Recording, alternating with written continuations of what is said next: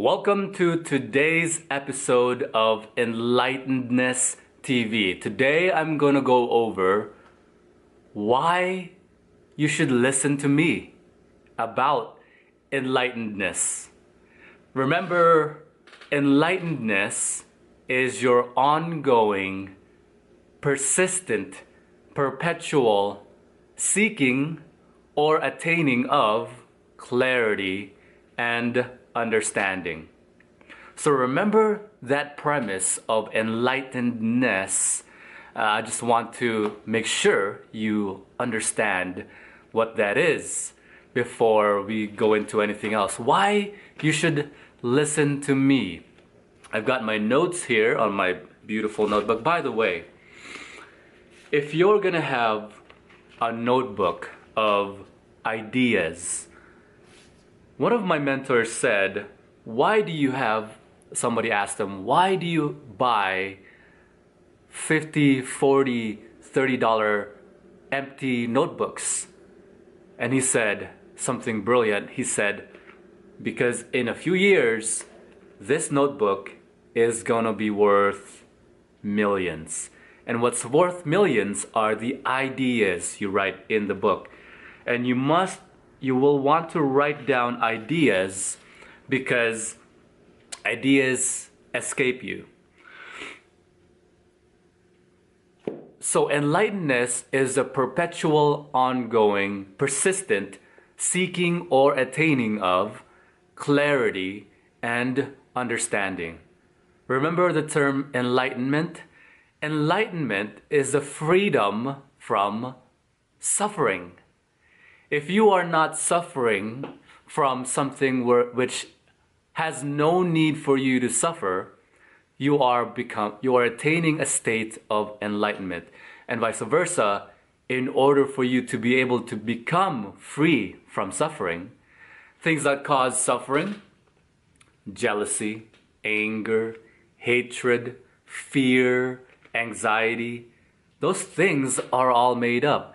For you to be able to be free from that, you have to get on the road of enlightenment. So enlightenedness is my twist of enlightenment, is the state of being, a ness, your being you-ness, I-ness. For example, Rone-ness.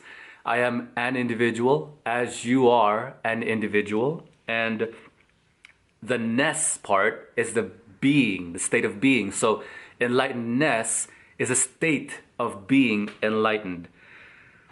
So to understand enlightenedness, what is clarity and understanding? And how does that cause you to become free from suffering? You've heard of the term, to understand all is to forgive all. In other words, this is important. For you to be able to, when you understand everything, makes it possible for you to forgive anything. Forgiveness is not something you give to somebody. It is something you forego of yourself. It's something you give yourself, which the word forego means to let go. Example, you haven't forgiven somebody who has caused you some kind of ill in the past. That person may have already moved on a long time ago, has no idea that you are suffering from something that person has no idea you're suffering about. Here's what that means. That means your suffering is self-perpetuated. You are causing your own suffering.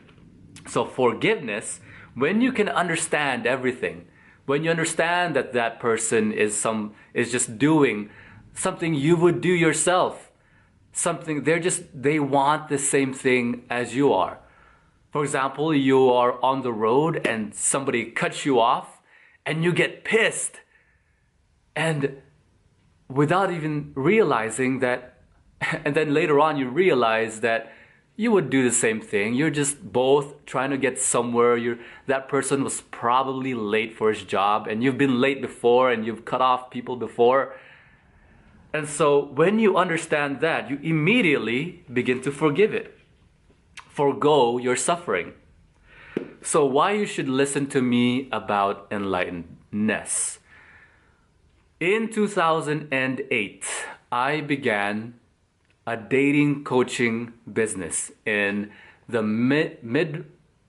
Midwest coast. I think it's mid coast. I don't know what it's called. Santa Maria, California.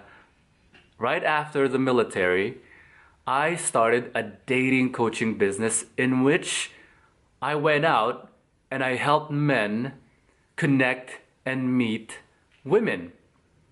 I could probably have helped women meet and connect with men as well, except that I wanted to really capture a small niche so that I would have, it's just a better marketing thing to capture a small niche, because if you cast a wide net in marketing, you really catch no fish. But if you cast a small net, when you point out people's specific pains, you get more clients. That's why my target market were men. So I did that, and the reason was because for an entire year before that, right before I got out of the Air Force, I was studying. I was immersed in the art of social dynamics, because I met in San Diego some amazing people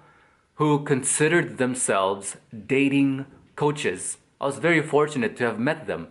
And what they taught was not only to meet, attract, and connect and relate with the opposite sex, but have to develop the skills, the communication skills, the connecting skills, the social dynamic skills. What happens when you have a certain body language? What happens when you have a certain inflection of voice? And what result does that cause in the other person in a social setting, in a social gathering? And I learned those skills, and I immersed in that. I studied it day in, day out, every single day. If I was at work, I was a law enforcement and security, and I brought my books.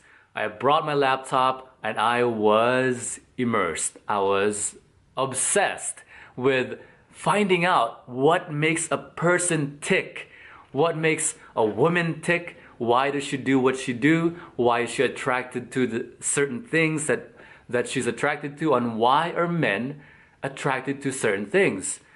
And over the years, I focused on one thing. And I focused on social dynamics. I focused on relationships. I eventually evolved in relationships, because here's what happens in the dynamic of the male and female. As a general rule, there are other genders out there and other identities out there, but as a general rule, female and male. Here's what happens in the life of a relationship. There is the courting, and there is the, after the courting, the relationship. The relationship management, the communication, the being able to get along with each other. So I began in the courting process, the meeting and connecting, communicating, and attracting phase, the courting phase of the male and female dynamic. And eventually, I graduated, I moved forward as I learned more and more about the dynamics, what makes a self. To learn more about other people, you must learn more about yourself. And once you learn more about your psychology, your psyche, your neurology, your communication, you get to understand other people better. Why are they jealous? Why do these things happen in a relationship? Why are people so poor with communication? The most given out advice of in relationships: communicate. Yet no one does it right. No one knows how to communicate. communication, and all of those sorts of things that go into the relationship, how male. So I studied that, and I was an ongoing student as I was teaching my clients as a coach. I was learning more than they were. And I eventually graduated to the courting process, and I got that down, that skill set down. And I eventually moved on to relationship management, how to have a harmonious and happy and beautiful and wonderful connection, up to the point where I consider my concepts and I never need to prove to you it works. I only need to convey the ideas, and then you take the ideas for yourself, and then you come up with it in your mind and say to yourself, that's a great idea. I want to try that for my own relationships. And once you try it for yourself, you prove to yourself, damn, that works. So, I never need to prove anything to you. I just give you logic. I give you evidence. I give you metaphors and stories, so your mind will be able to translate it to something you can use practically in your relationships, and you prove to yourself, wow, that was a good idea, but now that I've applied it, it works. Damn, that's good. And so I focused on that, and what eventually happened was, my battery's dying, so I'm gonna end it here.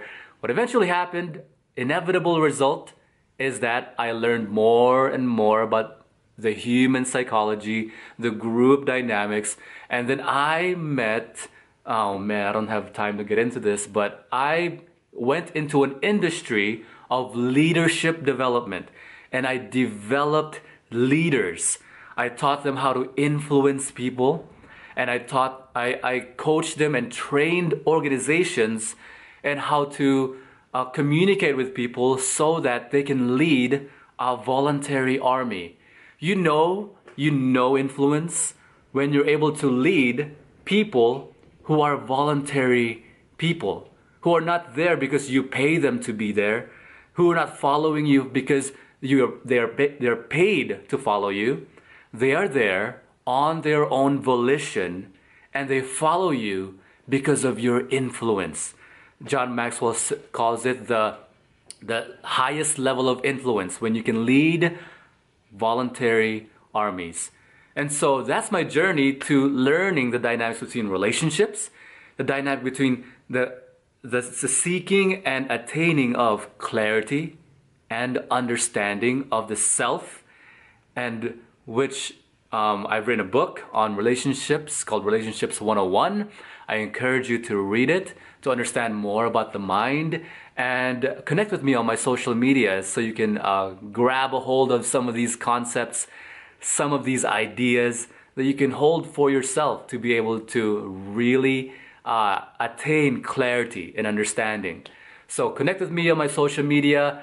Look out for the next episode. Unfortunately, my battery is dying, so I'm gonna cut it short. If you have any questions, leave it in the comments below, and I will certainly appreciate your sharing this out with other people and liking this, so it gets a boost on my videos. It gets a boost from me, and I really appreciate it.